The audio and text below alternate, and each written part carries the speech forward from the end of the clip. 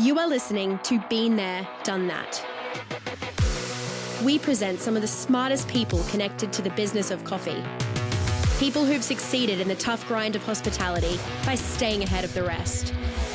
So join us as we explore the secrets to their success and help you accelerate your business. This show is brought to you by the Coffee Commune, where the coffee community comes to collaborate. Enjoy the show.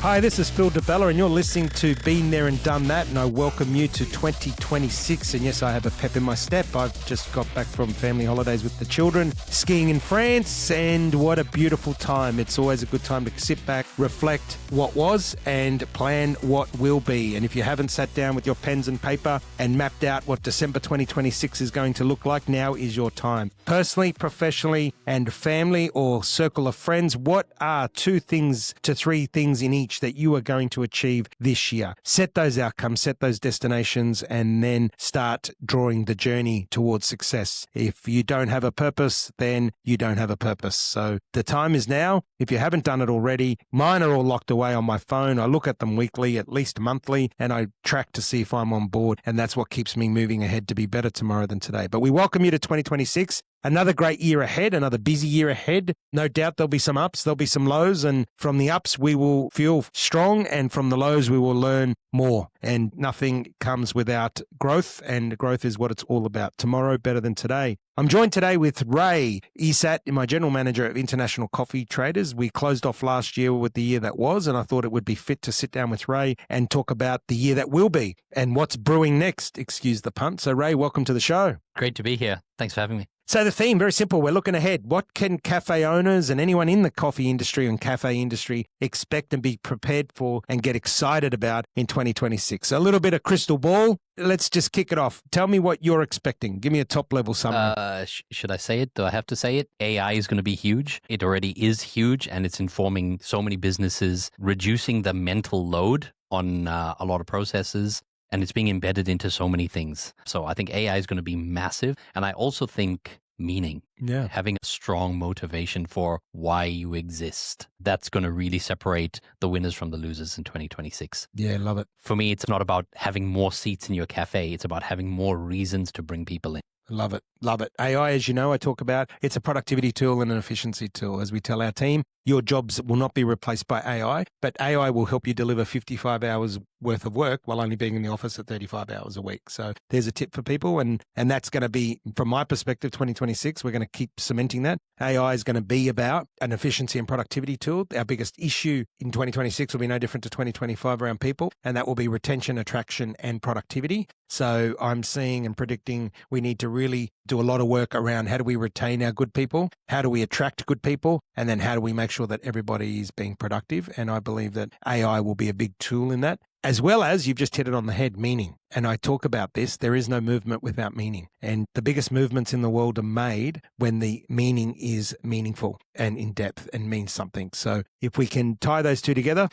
develop the meaning. What does your ethos in your company stand for? What does your product or service stand for? What problem does it solve? What relevance does it have? How is it more relevant than a competing competition where people have a choice in the marketplace? And that's no different when it comes back to people, but they're the 2 things I'm looking at in 2026, and we'll be doing a lot of work around at the Coffee Commune, will be the use of AI for productivity and efficiency, and how do we help people retain good people, attract good people, and make them all productive. Yeah, we can't talk about having a meaning without me mentioning my good friend Luke in Coffs Harbour. He runs a cafe called My Mate's Place. And the reason I tell you the story is because he has such a strong why, a cause, a reason for being. Every time I drive through, I have to stop in there. He sells coffee. That's the product he sells. But why do people go there time and time again? It's because he will not let you leave until you are side-splitting with laughter. Yeah, isn't that great? He does not let you leave until he's told you 12 different dad jokes. He knows about your family, your dog, your mom, everything.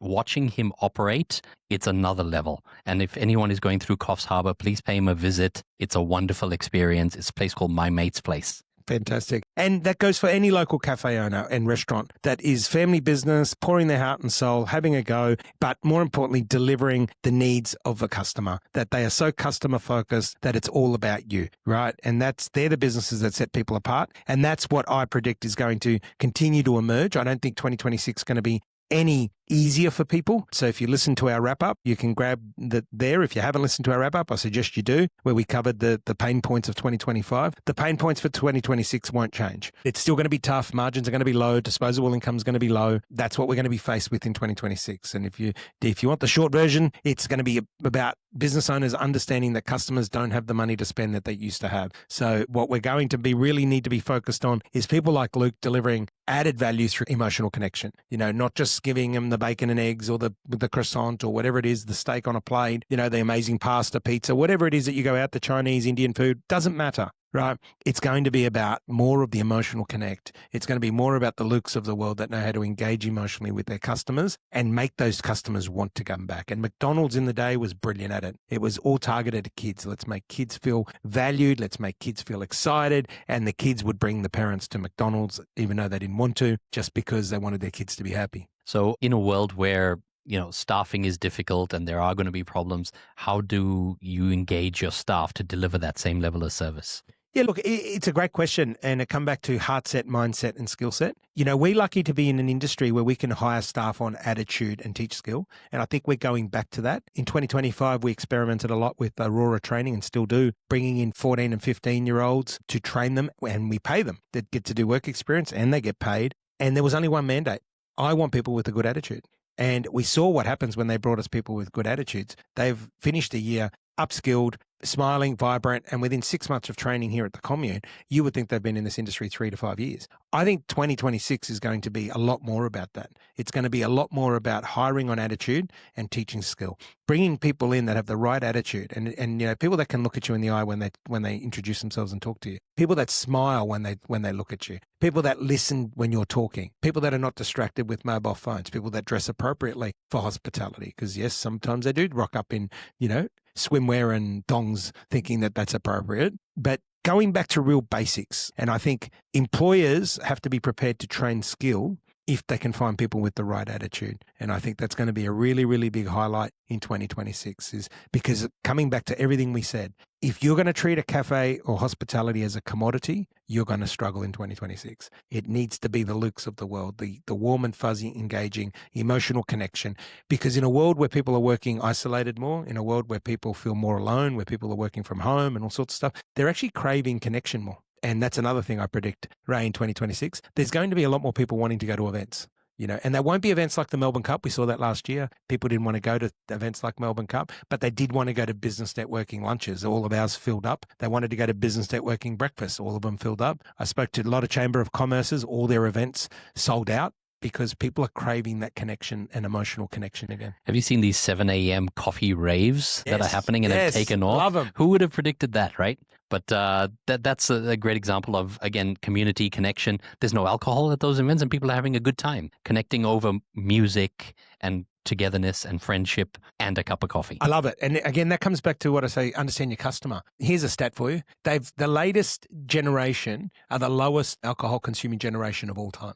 More health focused. More health focused. Also, obviously, expense would be a little part to play in it. But the general consumption of alcohol is down because everyone is more health conscious. So we will see things like coffee rave parties and stuff like that. And I think it's fantastic, and that's genius people thinking, how do I serve the unmet needs of a customer?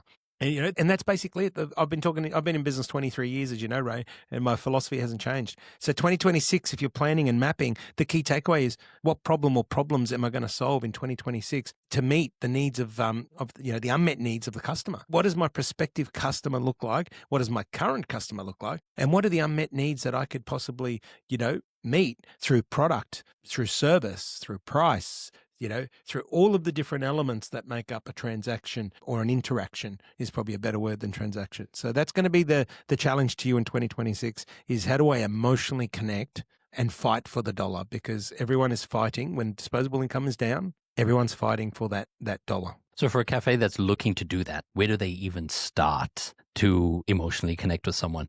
I mean, for me, it's about, have you given your guests something to talk about on the ride home? The key is, and look out for it, we will be releasing very soon our customer segmentation tool that's been 18 months in the making. And that customer segmentation tool has identified 6 different market segments, 6 different types of hospitality customer. I'm not going to tell too much about it because we're going to obviously release it soon, but it's 6 different demographics and segments that make up the hospitality customer. And based on that, we've identified what their wage is, where they live, where they're retired, whether they're not. And that then makes up your 6 Ps of marketing. So not just your product and place and promotion and price, but then your people and what you need to deliver on those elements of the 6 Ps of marketing based around demographic, geographics, consumer habits, because you've got people that are retired that have properties paid off, have a different need or want than somebody who has got a family and their disposable income is a lot lower.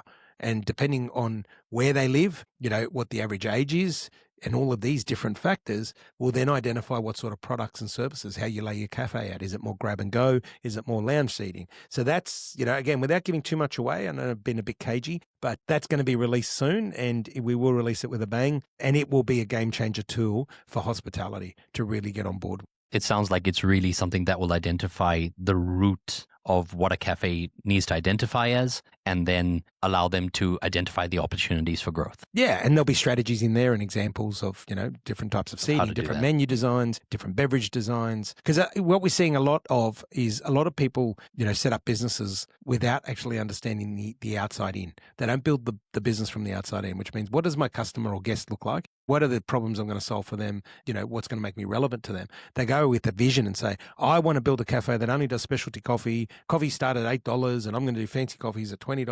And then I'm going to make sure that everything's bite-sized and really gourmet. And yet the customer's like, hey, just give me a bacon and egg roll. Or they've opened up in an area that can only afford a bacon and egg roll. And what we want to eliminate, the whole purpose of this tool, the problem we're solving, is to help cafes be the best that they can be, to help people accelerate their potential, to stop the 1 in 10 closing. That is the why and the purpose behind the segmentation tool. And in the spirit of this podcast, which is all about what's brewing next, there's going to be tough times ahead. There's going to be more tough times ahead, right? And we at the Coffee Commune, as you know, along with yourself and the other senior management team here and all of our team, are so focused on trying to cushion the fall for people, and hopefully they don't fall at all. But if they do, that they have a soft landing. And that is, 2026 will bring some amazing stories of triumph, but unfortunately it will also bring some hardships, and from those hardships we'll learn and get better and better. So in our 2025 wrap-up podcast, we said 2025 was summed up by relentlessness and adjustment. Those are the 2 kind of key words that we wrapped up the year with.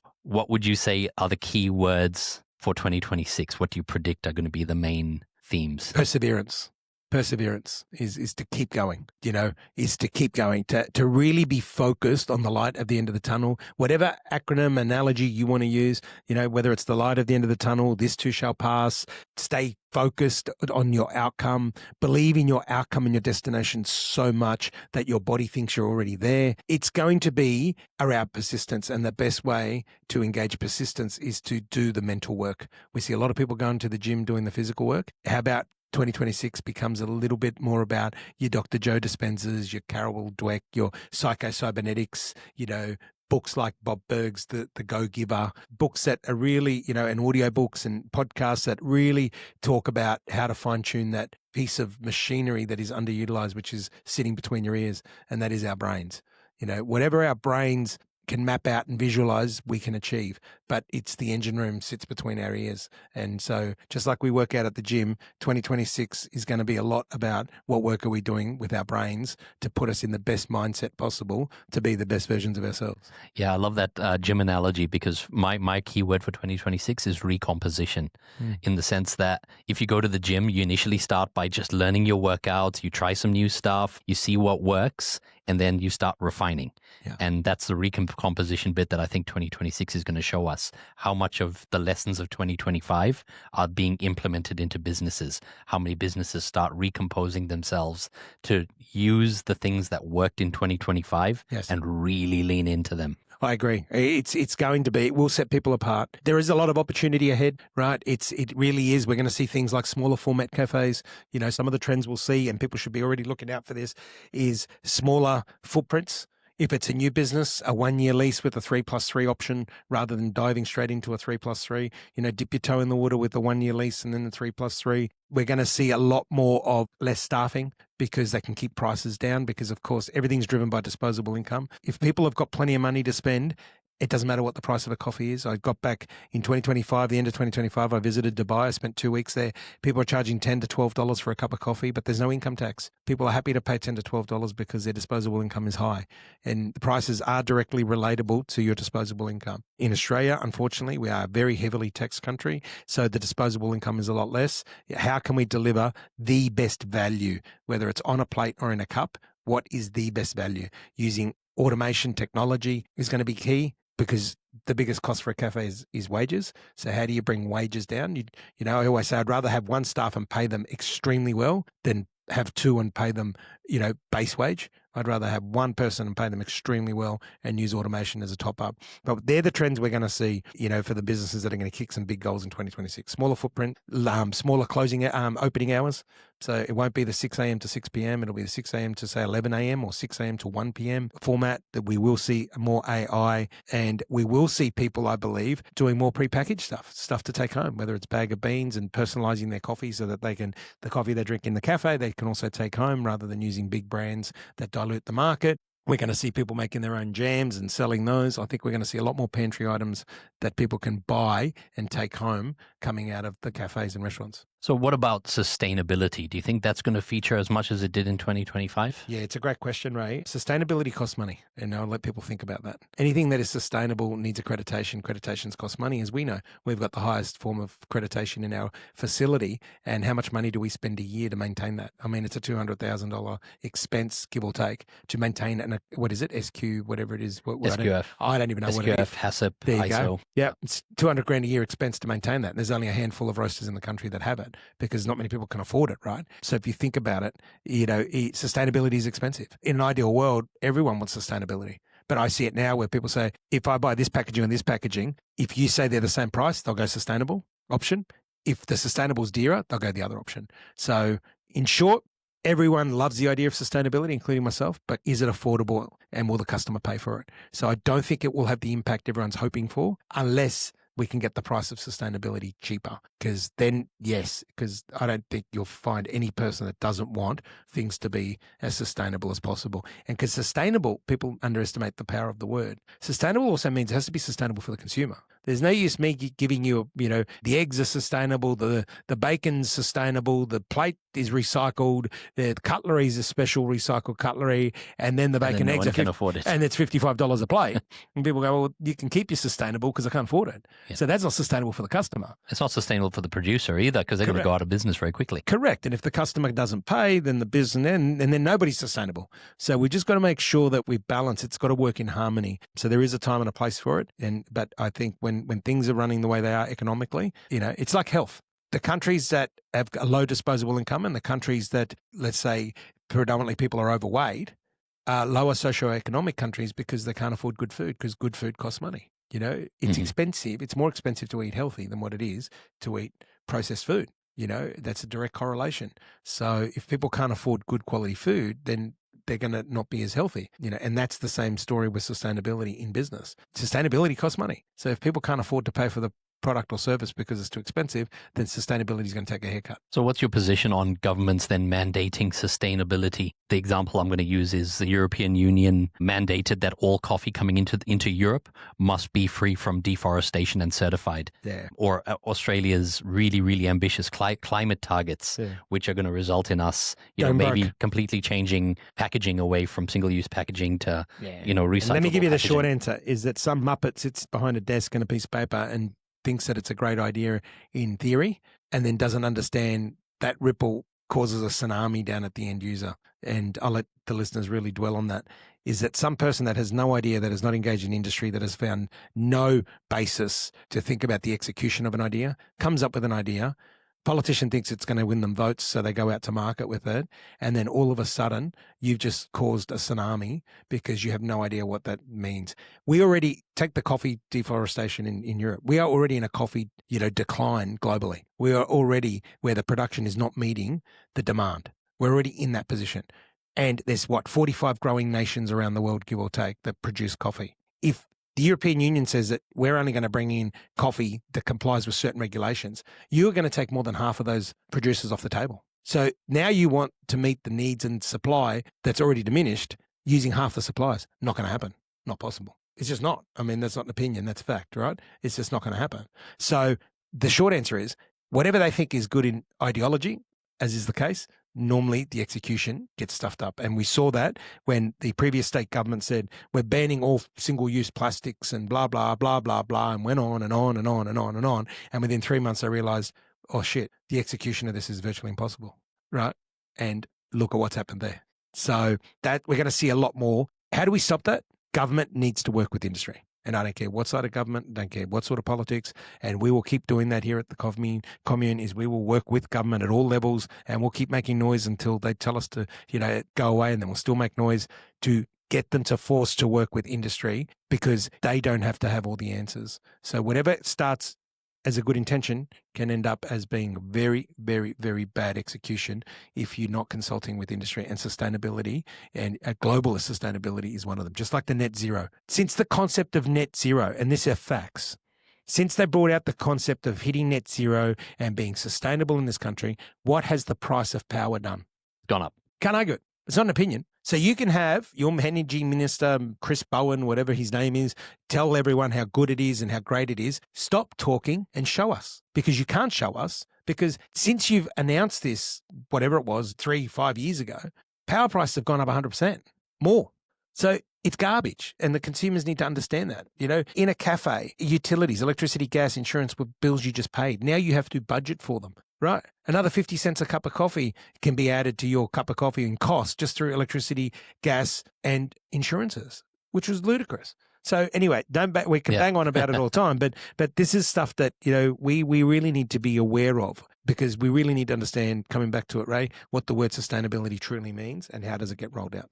Yeah, it's like having guests coming in for dinner. You've got the menu laid out for them, but you've got no chefs in the kitchen. Correct. You really need the systems from the ground up to make everything work. And one of my friends works in recycling at a recycling plant, and he's telling me about stuff that comes in, which is supposed to be recycled, that they just don't have the capability to recycle. That's right. So because the systems don't exist. Yeah. Let's talk on a good thing. Let's talk about opportunity and growth before we wrap it up. Tell me, what do you think will separate the cafes that thrive this year in 2026 rather than just survive? Oh, I think it'll be about community first, about people first. And community and relationships are not built in one session. They're built on micro interactions, 6 or 7 interactions. In fact, I was reading some interesting statistics that show that if someone comes into your cafe for the first time, the chances that they're going to come back for a second visit are less than 20%.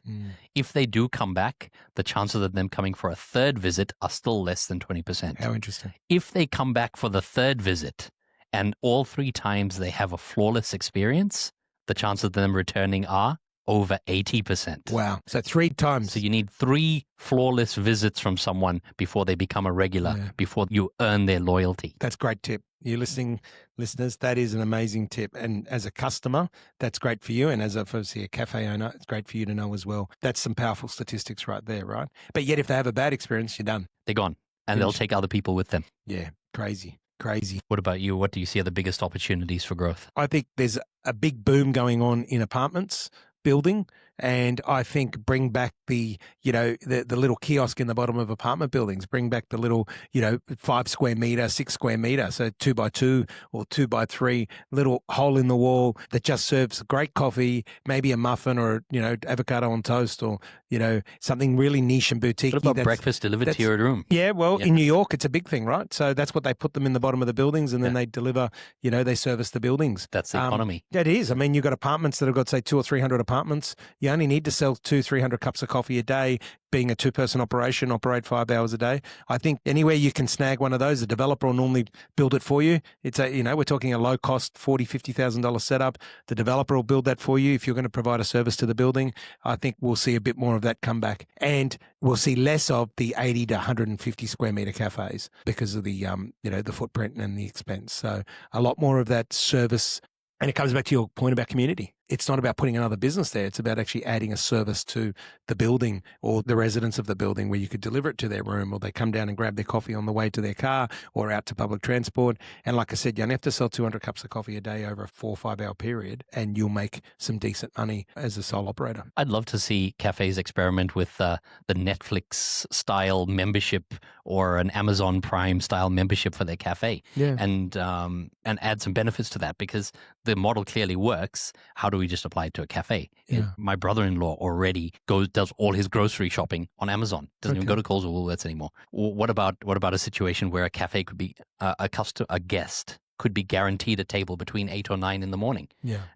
It removes the uncertainty. And that's all the what and the how, right? But it all comes back to the why. Yeah. And the why is what? It's convenience, it's engagement, it's community. So yeah, look, the listeners, you guys have been, you hear us bang on about it. It all starts and finishes with community. The way you engage, the way that you connect, the way you are focused with people. If you're treating people as transactions, you're going to struggle in 2026. If you're treating people with care, with love, with kindness, with emotional engagement, you're going to thrive in 2026. And I think, I'll leave you for some parting comments, but that would definitely be mine. Bring that human element in 2026. Forget the transaction, and more importantly, make sure that your team, your staff, your team, whatever you choose to call them, are doing exactly the same. Do not allow them to treat your customers, your guests, as transactions. Make sure that they are bringing that human element and engaging. Care, kindness, love, all the things that make people feel warm and fuzzy. You heard Ray statistics 3 times before you have an 80% chance or more of perfect serviceability before that you are not guaranteed, but 80% chance that they will come back and keep coming back. But if you get it wrong the first time, 95% that they're not coming back. They've got options. Correct. Ray, closing thoughts. 2026. 2026. It's going to be the year of recomposition. It's going to be the year of sustainability. It's going to be the year of people experimenting and us seeing new and interesting models come out in the industry. I'd love to be able to look back at the end of 2026 and celebrate innovation, celebrate cafes that have gone out on a limb and done something new and changed the game. It sounds like a perfect thing to me. Again, I look forward to 2026. I know you do. We've got some big stuff happening here at the Coffee Commune. We've got some massive stuff. Stay across what we're doing at coffeecommune.com.au. Become a member, jump on our app and see what we're up to. We are here to service and build community. We are here to collaborate. It is where the hospitality community comes to collaborate. We are a facility and a community. We're here to help people drive to be better tomorrow than today, to help them be the best versions of themselves. Until next time, you've been listening to Rai Esat, General Manager of International Coffee Traders, and Phil DeBella, the Founder and Managing Director of the Coffee Commune. We wish you greatness in everything that you do and a big, prosperous 2026 to go and be the best you can be. That's a wrap for today. Keep listening for more episodes of Been There and Done That. The Coffee Commune is here to help accelerate your potential. We want you to be better tomorrow than today. Until next time, you've been listening to Phil DeBella. I'm the Founder and Managing Director of the Coffee Commune, a place where the coffee community comes to collaborate.